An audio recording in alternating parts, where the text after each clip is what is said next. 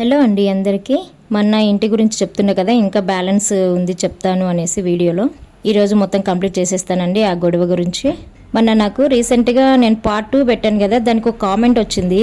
నేను దానికి రిప్లై ఇద్దామనేసి నేను స్క్రీన్ షాట్ తీశాను. స్క్రీన్ షాట్ కూడా రీడ్ మోడ్ నొక్కలేదు. నేను ఫుల్గా నొక్కింటే మొత్తం సమాధానం చెప్పడానికి ఈజీగా ఉండేది నాకు. సో వాళ్ళు మళ్ళీ డిలీట్ చేసేశారు. ఆ కామెంట్కి నాకు గుర్తున్న కాడికి రిప్లై ఇచ్చేస్తాను. ఇప్పుడు ఈ కామెంట్ మార్చి 15వ తారీఖు పెట్టారండి. ఇక్కడ స్క్రీన్ మీద కనిపిస్తుంది కదండి కామెంట్. స్క్రీన్ షాట్ తీసుకున్నా అని చెప్పాను కదా, ఆ లోపే వాళ్ళు డిలీట్ చేసేశారు. అక్కడ ఏముందంటే నాకు కొంచెం గుర్తుంది. గుర్తున్న కాడికి నేను వాళ్ళకి రిప్లై ఇస్తాను. చెల్లో తెలీదు, తమ్ముడో తెలీదు, ఎవరో అయితే కామెంట్ పెట్టారు. అక్క, నేను ఒకటే ప్రశ్న అడుగుతాను.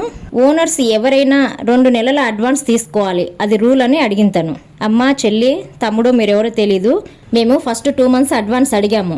ఒక వారం తర్వాత ఇస్తాము, 10 రోజుల తర్వాత ఇస్తామని అలానే కంటిన్యూ చేసుకుంటూ వచ్చారు. సో మేము పోనీలే, వాళ్ళ పరిస్థితి బాగాలేదేమో అని కొంచెం జాలి తలసడమే మేము అక్కడ చేసిన తప్పు, అంతే, ఏం లేదడా. ఫస్ట్ కల్లా కంపల్సరీ రెంట్ తీసుకోవాలి, అది ఒక రూల్ అని కూడా తను పెట్టింది మెసేజ్లో. ఫస్ట్ కల్లా రెంట్ ఇవ్వాలి అంటే మేము అడగకోకుండా ఉంటామా? ఎవరికైనా డబ్బులు వస్తుంటే ఎవరైనా వద్దనుకుంటారా? అలా కాదు కదా. ఇగో 2 రోజులు ఆగాకిస్తాం, 3 రోజులు ఆగాకిస్తామని ఇలా 3 మంత్స్ అలానే చేశారు కంటిన్యూగా. ఈ మంత్ నెక్స్ట్ మంత్ ఇస్తాము, నెక్స్ట్ మంత్ అంతా కలిపిస్తాము అనేసి అలా ఇచ్చిన రోజులు కూడా ఉన్నాయి అనుకోండి. కాకపోతే ఇప్పుడు బాగా మాకు పెండింగ్ పడిపోయింది. 3 మంత్స్ వాళ్ళని బాగా టైట్ చేసాము. సో అప్పటి నుంచి వాళ్ళకి చెప్పుకుంటూ వస్తున్నాం, మేమే వస్తున్నాము ఇల్లు ఖాళీ చేయండి, మేమే వస్తున్నాం ఇల్లు ఖాళీ చేయండి అంటే వాళ్ళు అస్సలు పలకట్లేదు. 6 మంత్స్కి ఇక్కడికి ఇంట్లోకి వచ్చాము, ఒక పోర్షన్ ఖాళీ చెప్పించుకొని.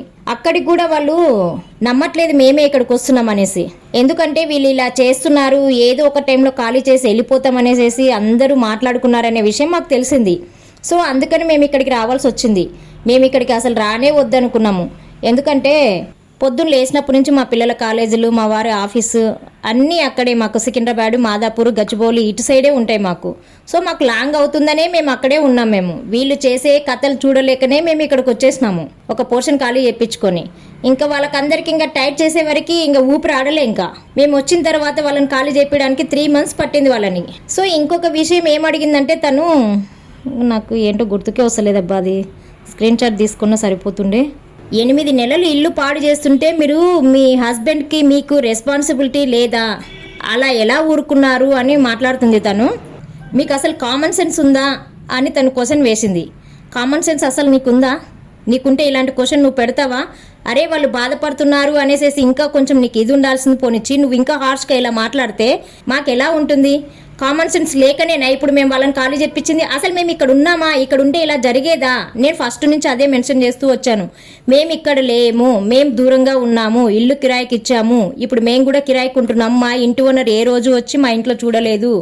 మరి మేము నీట్గానే పెట్టుకున్నాం కదా, అందరూ అలానే ఉంటారు అనుకున్నాం. మేము ఇంత పాడు చేస్తారని మనకేం తెలుసు?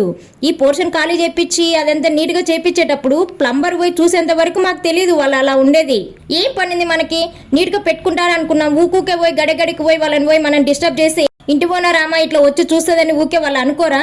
సో నేను ఎందుకంటే ఎవరింట్లోకి పోలేదు, అది మా తప్పే ఉండొచ్చు. కానీ నేనైతే మాత్రం ఇలా ఈ రకంగా ఆలోచన చేశాను. మా ఇంటి ఓనర్ ఎప్పుడు మా ఇంట్లోకి రాలేదు, మమ్మల్ని ఎప్పుడు ఏ రకంగా కూడా ఆమె మాట్లాడలేదు. ఎందుకంటే వాళ్ళకంటే కూడా మా ఇల్లే నీట్గా ఉండేది.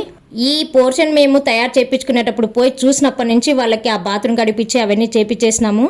అప్పుడు చూసినాం కాబట్టి ఇంకా వాళ్ళని ఎట్లనైనా సరే ఖాళీ చేపియాలనే ఖాళీ చేపించేసాం మేము. ఇంకా 8 మంత్స్ రెంట్ ఇవ్వకుంటే అలా ఎలా ఊరుకున్నారు అంటే అదే జాలి తలసడమే మేము చేసిన తప్పు. ఇడు అసలు ఇంకో క్వశ్చన్ అడిగింతాను, ఇల్లు మీదేనా అసలు అనేది. మాది కాకపోతే ఎవరిదో పెట్టుకోవాల్సిన కర్మ నాకేం పట్టింది? వీడియో నాకేం అవసరము? నా ఇల్లు ఇదేంది కాబట్టి నేను ఇంత ఆక్రోషంగా ఇంత బాధగా మాట్లాడుతున్నా. నేను ఇంత జాలిగా నేను ఉండడమే వాళ్ళ మీద చేసిన తప్పు అనేసి ఇప్పటి నుంచే నేను ఇలా ఉండొద్దు అనేసి నేను ఇంత హార్ష్గా మాట్లాడుతున్నా. ఇట్లా మాట్లాడినా కూడా కిరాయికున్నలో కోపం వస్తుంది. నువ్వు ఇన్ని మాటలు మాట్లాడుతున్నావు కదా, అదే ధైర్యంతో నువ్వు మళ్ళీ కామెంట్ పెట్టేసే నాకు, దానికి నేను తక్షణమే రిప్లై ఇస్తా. మొన్న 2 డేస్ నాకు లేట్ అయిపోయింది, ఎందుకంటే మా తమ్ముడు వాళ్ళు ఉన్నారు కాబట్టి ఆ రోజు నేను వీడియో చేయలేకపోయాను. నేను చూసే వరకు డిలీట్ చేసినావు. నువ్వు ఎందుకు డిలీట్ చేసినావు? అలానే ఉంచేది ఉండే నువ్వు. నేను నీకు కరెక్ట్గా సమాధానం ఇచ్చేదాన్ని. నాకు కొన్ని గుర్తున్నాయి, కొన్ని గుర్తులేవన్నమాట. అవి ఇవ్వడానికి కూడా నాకు కరెక్ట్ గుర్తుకొస్తలే నాకు. ఇల్లు మీదేనా? మీకు కామన్ సెన్స్ ఉందా? 8 months రెంట్ ఇవ్వకుండా ఎట్లా చేస్తున్నారు? మీ హస్బెండ్కు మీకు కొంచెమన్నా బాధ్యత ఉందా అంటే బాధ్యత లేకుండా నువ్వు వచ్చి మా బాధ్యతలు తీసుకుంటున్నావా? నువ్వేమైనా చేస్తావా? మా పనులు నువ్వు ఖాళీ చేయించినావా? నువ్వు రెంట్ ఏమైనా ఇచ్చేసినావా? పోలీస్ స్టేషన్లోకి పోయి నువ్వేమైనా సాల్వ్ చేయించినావా? మాకు ఆ కామెంట్ పెట్టే ముందు నీకు తెలియలేదా? కొంచెం ఏదైనా అయ్యో వాళ్ళు బాధపడుతున్నారు అనేసి ఇది ఉండాలి, కానీ అలా లేదు. ముందు తెలీదా అంటే ఇలాంటి వాళ్ళు ఉంటారని ఏం తెలుసు మాకు? అందరూ మనలాగానే ఉంటారు అనుకున్నాము. అదొక్కటే మేము చేసిన మిస్టేక్ అడా. సో ఇంకా ఈ కామెంట్కి ఇదైతే రిప్లై అయిపోయిందండి. నెక్స్ట్ వాళ్ళు ఇంకా మన పైసలు ఇచ్చిన తర్వాత వాళ్ళ సామాన్లు వాళ్ళు తీసుకొని పోయినారు. ఇంకా నెక్స్ట్ కింద ఉండే వాళ్ళ గురించి చెప్తున్నా కదండి. కింద ఒక పోర్షన్లో కిరాయికి ఉన్నారు కదా, వాళ్ళు కూడా కిరాయి ఇవ్వకుండా చాలా ఇబ్బంది పెట్టారు. వాళ్ళే సపోర్ట్ చేశారనమాట ఈ పెద్దవాడికి, వాళ్ళ కొడుక్కి. కంప్లైంట్ ఇవ్వు, ఏం కాదు మనం చూసుకుందాము అంటే కిరాయిలు అందరూ ఒకటైనారనమాట. మాకేంటి భయము? నేను అన్ని వీడియోస్తో సహా ఆడియోస్ సహా అన్నీ నా దగ్గర ప్రూఫ్స్ ఉన్నాయి. సో వాళ్ళు కూడా మా మీద పోలీస్ కంప్లైంట్ ఇచ్చారు. ఎట్టకేలకి వాళ్ళని ఖాళీ చేపియాలని మేము కూడా ఖాళీ చేపించాము. లాస్ట్కు వాళ్ళు ఎలా అడ్డం తిరిగారు తెలుసా? వాళ్ళు కూడా మాకు 2 months అడ్వాన్స్ ఏం ఇవ్వలేదు. వాళ్ళు డైరెక్ట్ ఇచ్చి వచ్చారు. ఇలానే సెట్ 1 weekలో ఇస్తా, 2 weeksలో ఇస్తా, ఇట్లా జరుపుకుంటూ వచ్చేసేసి ఒకరినొకరు చూసుకొని అందరూ నువ్వు ఇవ్వకు నేను ఇవ్వకు నువ్వు ఇవ్వను అనేసి అట్లా తయారయ్యి వాళ్ళు కూడా రెంట్ ఇవ్వకుండా చేసినారు. పోలీస్ కంప్లైంట్ తర్వాత లాస్ట్ కెటకెళ్ళకు వాళ్ళని ఖాళీ చేపించాము.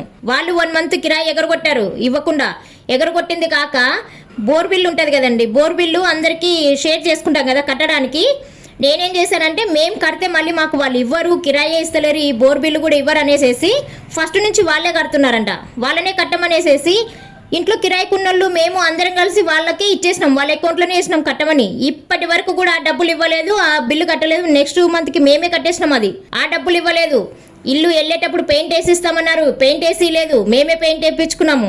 కానీ ఈమె అంత గలీజ్గా అయితే వాళ్ళు ఇల్లు చేయలేదు. ఇల్లు పర్వాలేదు, వాళ్ళు కొంచెం బాగానే పెట్టుకున్నారు.